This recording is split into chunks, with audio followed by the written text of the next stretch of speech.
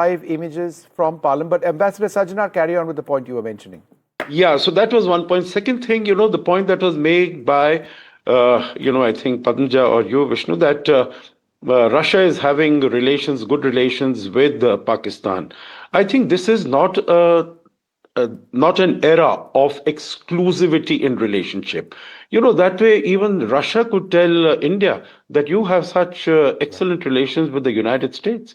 You have such excellent relations with Europe. So, we are following that policy of multi-alignment, that we will work with those countries with whom we can work.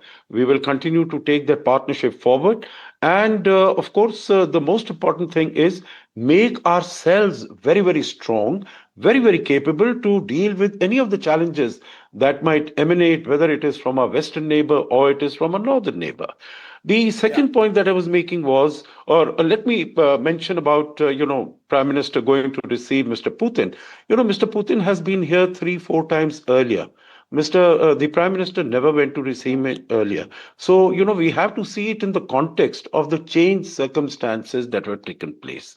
He has gone, I did my research work, he's gone to receive just about 6 or 7 leaders. Barack Obama in 2015, Trump in 2020, Sheikh Hasina in 2017, Emir of Qatar earlier this year, and MBS, some time back, and also the president of Abu Dhabi, and Shinzo Abe, Netanyahu. These are all the leaders that he's gone. But Putin has come here 4-5 times earlier. Yeah. So I think we need to really see what has changed now. I think this is time to pay back what Mr. Putin, the manner in which he conducted himself in Tianjin, and he was able to create that moment.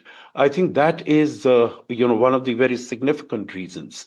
And the last point that I was making was earlier, that was we really need to differentiate between Europe and the United States. We club them together in the West.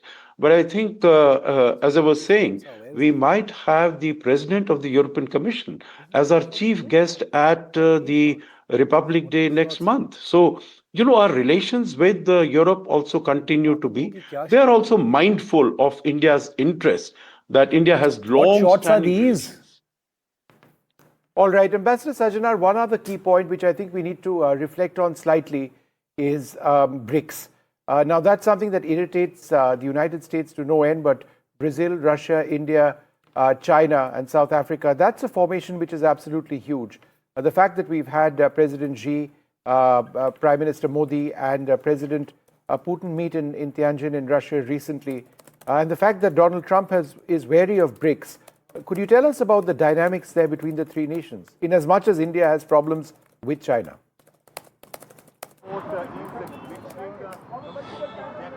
The expansion of BRICS, as China has been, and Russia has really had not much. It has gone along with China. Let me put it this way: it has gone along with China in terms of the expansion of BRICS. But whether it is India or it is Brazil or it is South Africa, they are not happy with the expansion of BRICS, because they thought that when we are just 5 of them, then they have a certain clout, they have a certain preeminence, they have a certain profile. But when the club gets expanded to 15 or 20, then of course the preeminence of China will remain. Preeminence of China will remain, but the importance of the other members like India, Brazil, etc., that will come down. So that is the internal dynamics. But as far as Mr. Trump is concerned, I think we have told very clearly that BRICS for us is a non-Western organization. It is not an anti-Western. Interrupting you now, Ambassador. I'm sorry to do this, but we've got some breaking news coming in. President Putin's aircraft, assuming that this is the one that Flight Radar is tracking. It's going to be landing in about 2 or 3 minutes, maybe 4 minutes from now. It's just flying over South Delhi at this stage. So, ladies and gentlemen, in case you've just joined us now, what you are seeing are images from Indira Gandhi, from the Palam technical area, which is a part of the Indira Gandhi International Airport. That's where the Russian President's special aircraft, an Ilyushin 96-300 PU of the Special Flight Squadron of the Russian Air Force, will be landing in a little while from now. Prime Minister Modi, you can see, is there to greet him. It's uncommon for the Prime Minister. Okay, he's landed over there.